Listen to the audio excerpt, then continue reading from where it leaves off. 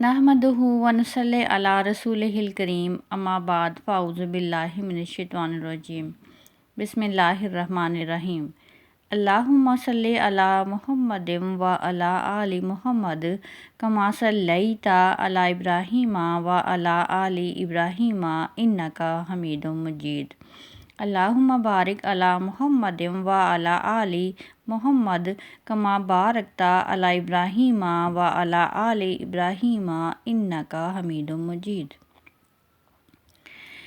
پارہ نمبر 27 کو ہم نے تفصیلاً بیان کیا، جس میں کہ سورۃ الذاریات، سورہ طور، سورہ النجم، سورہ القمر، سورہ رحمان، سورہ واقعہ اور سورہ حدید شامل ہیں۔ ان سب کی تفصیل ہم جان چکے ہیں۔ آج ہم پارہ نمبر 27 کا خلاصہ سنیں گے۔ پارہ نمبر 27 میں سورۃ الذاریات جاری ہے، چند آیات ابھی باقی ہیں۔ 27ویں پارے کے بالکل شروع میں اللہ تعالیٰ نے اس واقعہ کو بیان کیا ہے کہ جب حضرت ابراہیم علیہ السلام کے پاس آنے والے اجنبی انسان نہیں تھے بلکہ بشری فرشتے تھے۔ ابراہیم علیہ السلام نے ان سے پوچھا کہ آپ کا مشن کیا ہے؟ تو انہوں نے کہا کہ ہم مجرموں کی ایک قوم کی طرف بھیجے گئے ہیں تاکہ ان پر مٹی سے پکے ہوئے پتھر برسائیں جو کہ آپ کے رب کے نزدیک حد سے تجاوز کرنے والے ہیں۔ حضرت لوط علیہ السلام کی قوم پر جب فرشتے عذاب نازل کرنے کے لیے آئے تو پھر دوبارہ سے قرآن پاک نے اس کا تذکرہ فرمایا ہے۔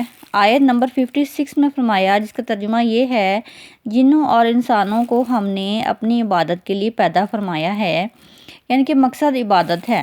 امام غزالی رضی اللہ عنہ نے اس کی وضاحت کی ہے، اللہ تعالیٰ نے انسان کے وجود کے اندر عبادت کی طلب رکھی ہے، جیسا کہ انسان کے وجود میں کھانے پینے سونے کی طلب رکھی ہے، اسی طرح سے اللہ تعالیٰ نے انسان کے وجود کے اندر عبادت کی طلب رکھی ہے۔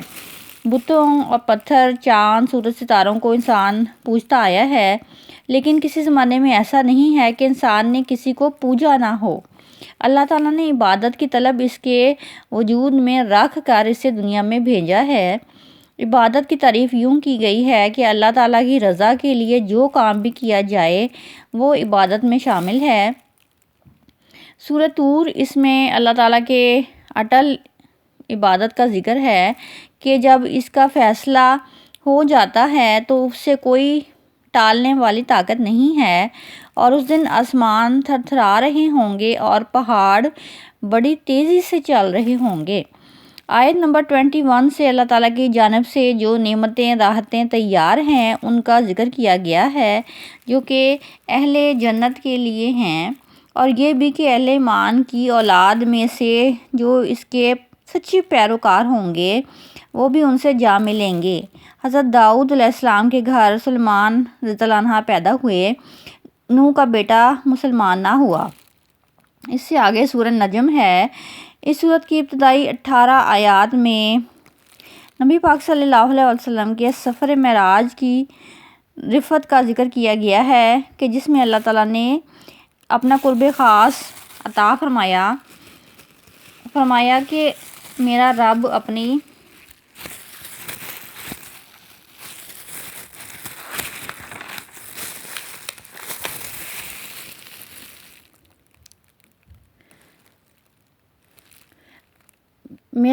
مرضی سے جو کہتا ہے میں وہی کہتا ہوں، میں اپنی جانب سے کچھ نہیں کہتا۔ جو رب ارشاد فرماتا ہے، جس کا ترجمہ یہ ہے کہ پھر وہ قریب ہوا اور پھر یہ قریب ہوا جتنا تیر اور کمان قریب ہوتے ہیں، بلکہ اس سے بھی زیادہ۔ کہا میرے محبوب میرے اتنے قریب ہوا کہ وہ بندہ ہی رہا اور میں اس کا رب ہی رہا۔ میں نے اپنے بندے کی طرف وحی کی جو دل کیا۔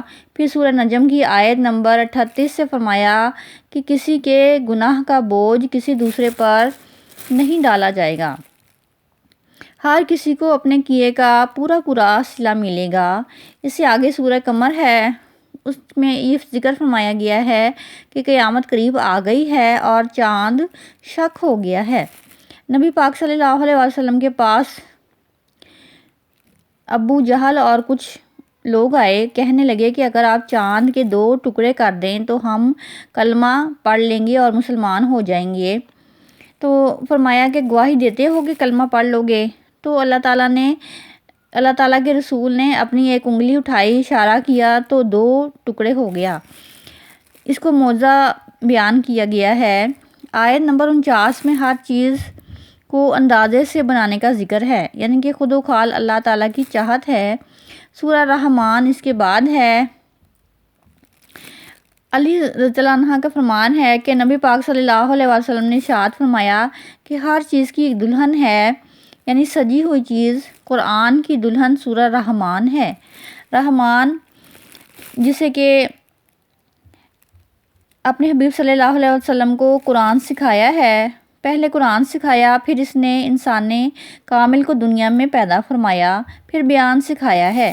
نبی پاک صلی اللہ علیہ وآلہ وسلم نے فرمایا کہ بعض بیان جادو ہوتے ہیں، سورج اور چاند حساب کے پابند ہیں، اپنے وزن کو ٹھیک کر لو اور تول کو کم نہ کرو تو تم اپنے رب کی کن کن نعمتوں کو جھٹلاؤ گے۔ ہم نے انسان کو گارے والی مٹی سے پیدا کیا اور پیدا کیا کہ جان کو آگ کے خالص شعلے سے سبق دیا کہ ڈر جاؤ۔ اللہ فرماتے ہیں کہ اگر تم میرے سامنے کھڑے ہونے سے ڈرو گے تو میں تمہیں 2 جنتیں دوں گا۔ اس سے آگے سورۃ الواقعہ ہے۔ حضرت ابن مسعود رضی اللہ عنہ فرماتے ہیں کہ میں نے نبی پاک صلی اللہ علیہ وسلم کو ارشاد فرماتے سنا، جس کا ترجمہ یہ ہے کہ جو شخص ہر رات کو سورہ واقعہ پڑھے گا اسے ہرگز فاقہ نہیں آئے گا۔ حضرت ابن مسعود رضی اللہ عنہ بیمار ہو گئے تو ان کی بیٹیاں زیادہ تھیں جبکہ کوئی بیٹا نہ تھا۔ حضرت عثمان غنی رضی اللہ عنہ ان کی عیادت کے لیے آئے۔ حضرت عبداللہ سے پوچھا کہ کیسی حالت ہے۔ حضرت عثمان غنی نے کچھ رقم امداد کے طور پر دینی چاہی تو انہوں نے حضرت عبداللہ بن مسعود نے کہا کہ آپ فکر نہ کریں، میں نے اپنی بیٹیوں کو خزانہ دے دیا ہے، میں نے انہیں یاد کرا دیا ہے کہ سونے سے پہلے سورہ واقعہ پڑھ کر سونا، وہ پابندی کرتی ہیں۔ اس سے مزید آگے فرمایا گیا ہے کہ تارے گر سکتے ہیں، چاند اپنی جگہ چھوڑ سکتا ہے، پر نبی پاک صلی اللہ علیہ وسلم کا فرمان غلط نہیں ہو سکتا ہے۔ مضامین میں بتایا گیا کہ جو لوگ حساب کتاب کے لیے جنت میں قیامت والے دن پیش کیے جائیں گے، ان کی 3 قسمیں ہوں گی۔ نمبر 1 اصحاب میمنہ، یعنی کہ اہل خیر لوگ، دوسرے السابق السابقون اور تیسرے اصحاب المشأمہ، وہ بدنصیب لوگ ہوں گے جو کہ جہنم میں جائیں گے۔ آیت نمبر 77 میں ذکر کیا کہ یہ کتاب لوح محفوظ میں ہے اور اس کتاب کو صرف پاک لوگ ہی چھو سکتے ہیں۔ حضرت عمر رضی اللہ عنہ کہتے ہیں کہ میں تلوار لے کر نبی پاک صلی اللہ علیہ وسلم کو شہید کرنے کے لیے نکلا تھا، نعوذ باللہ۔ دار اکرم جا رہا تھا، کسی نے کہا کہ گھر جا کر دیکھ تیری بہن کلمہ پڑھنے لگ گئی ہے، تو میں نے اسے جا کر دیکھا اور متاثر ہوا اور وضو کر کے آیا اور پاک ہاتھ سے جب کلام پاک پڑھا تو ان کی حالت ہی بدل گئی، پھر متاثر ہوئے اور اسلام لے آئے۔ آیت نمبر 83 سے روح کے نکلنے اور مرنے والے قریب لوگوں کی بے بسی کا ذکر کیا گیا ہے۔ فرمایا کہ تم اس روح کو لٹاتے کیوں نہیں اگر تم سچے ہو؟